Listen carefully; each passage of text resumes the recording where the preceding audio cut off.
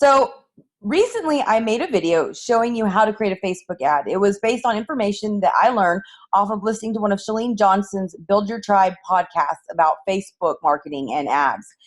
Remember, I'm not an expert, but I'm just sharing with you as I go to help you become more successful. So if you go to facebook.com, log in and click home from Google Chrome, they say that is what they recommend. I'm not sure why. You click on create ad. And right here, if you want to promote your page, click on promote your page. Pick the coach. I picked the coach Mindy Horde one. If you have a business page, obviously it'll be different. If you want to do the campaign name, we're just going to use this as test. You want to figure out who your custom audience is. I had shared before that I created a lookalike audience, which are basically a audience that are a lot like my audience that I have. I have almost 19 or 18,000 followers, and it's people who have the same interests as those because we want to attract the same type of people. You want to create a custom audience.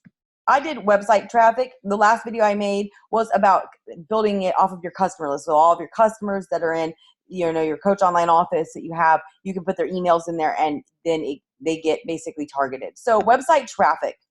So create audience.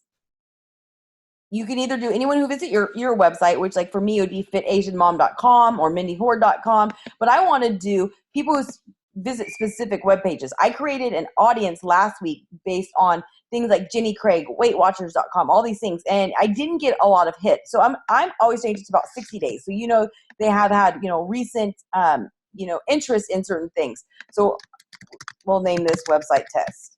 So right now you could type in like weightwatchers.com, and then you can click as many as you want. But I found out about this website called Lexa. So you can type in right here, www.weightwatchers.com.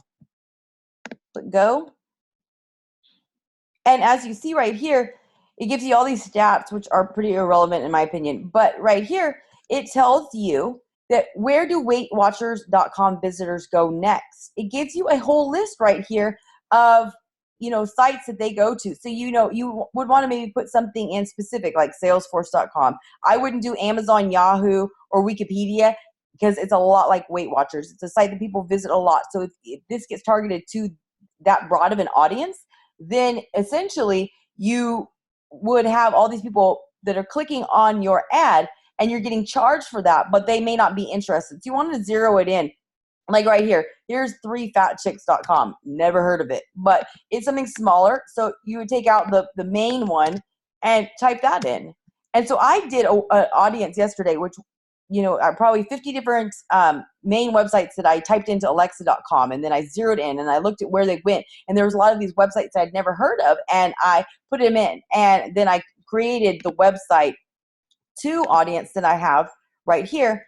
And when I did that, it became my audience became more specific. So I hope that this helps you, understand a little bit more about Facebook, audiences and how to do your ads.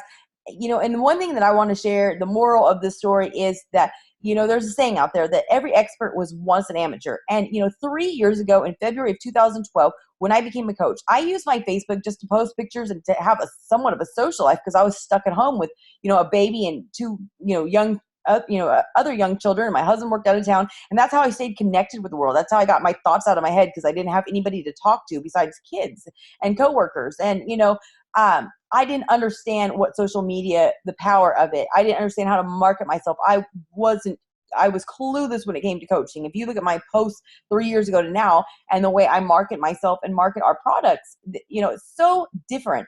But, I see so many people who start the fitness journey or become newlyweds or parents or start a new job, and they just are so frustrated in that first, couple weeks or months because they think that they suck at it. And a lot of times that leads to failure where they completely give up, because my definition of failure is when you give up and you stop trying. Failure is not the bumps along the road. This is things that you're going to get better. If you are a coach, be the CEO of your own business and don't rely on your upline or anybody else to train you. Go out there and tap into these resources. If you are following me, then you know a lot of resources because I share them regularly. I make videos. But go in and realize that you are a business owner. You are the CEO of your own company, and that what you put in, you'll get out. And with practice and patience, you will get better, but you have to implement what you're learning. So make sure that you totally understand that this is going to take time and it's going to take practice, and there's going to be bumps along the roads, and there's going to be things that you do that don't work or that you don't understand, but keep going. You will be successful. I have done this, and I have become a successful coach and stayed in the top 0.001% for all these years. And I attribute it to being the CEO of my own business and taking responsibility for my business. So I hope this helped you.